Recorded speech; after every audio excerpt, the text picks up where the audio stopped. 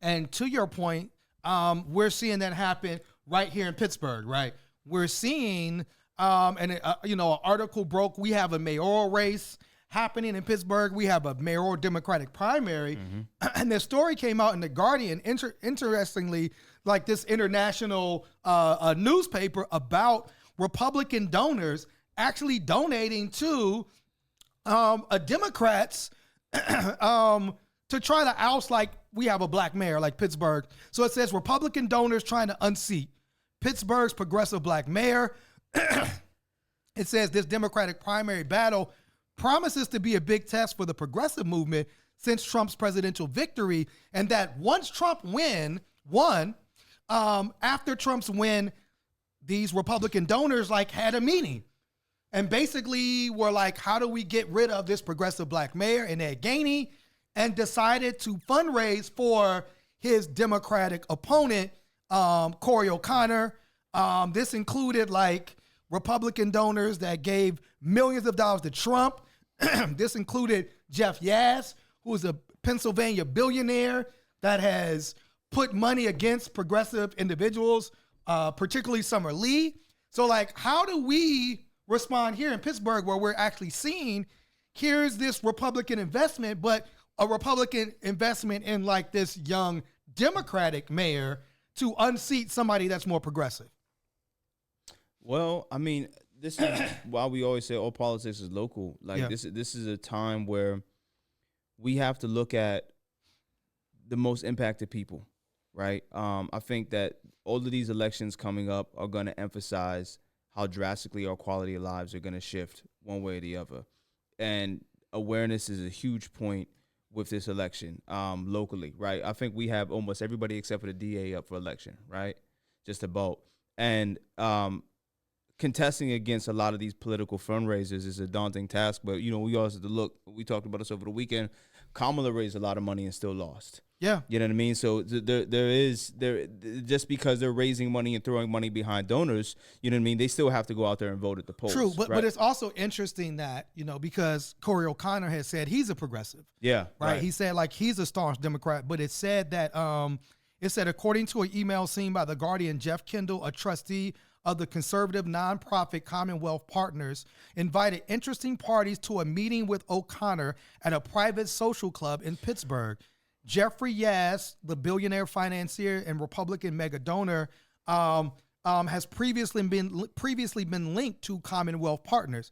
In his email, Kendall noted that O'Connor would open the meeting with his pitch and answer questions.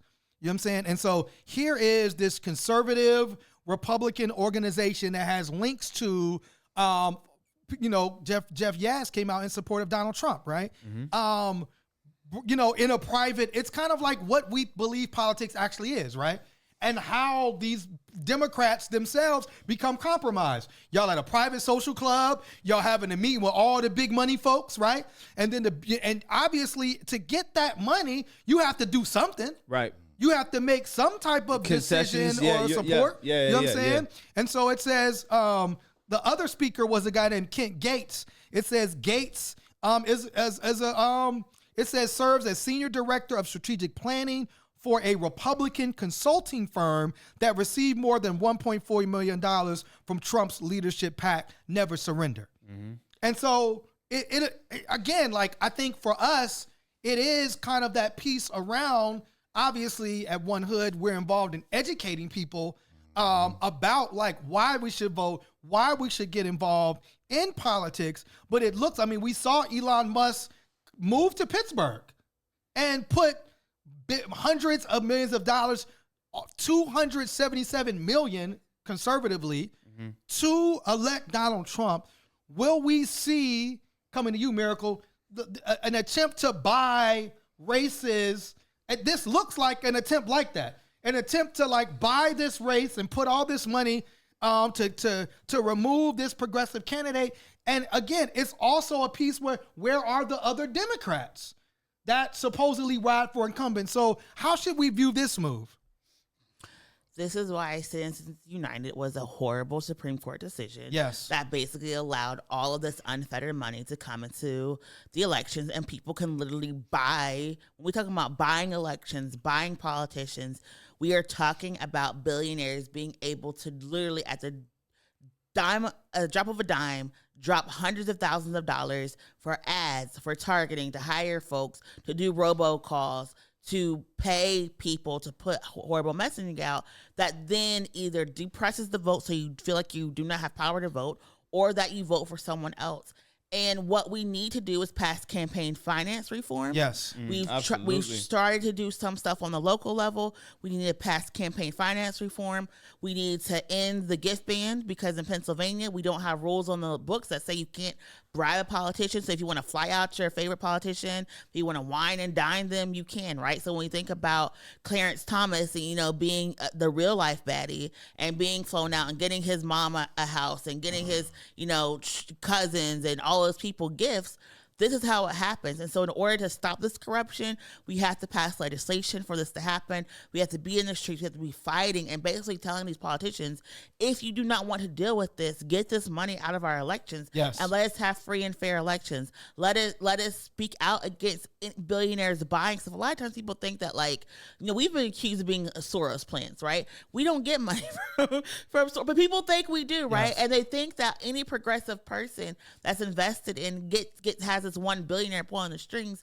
We don't have that. No. So we have to be very mindful that we are in a capitalist society, that we do have to use money and profit to be able to live, but also to buy eggs.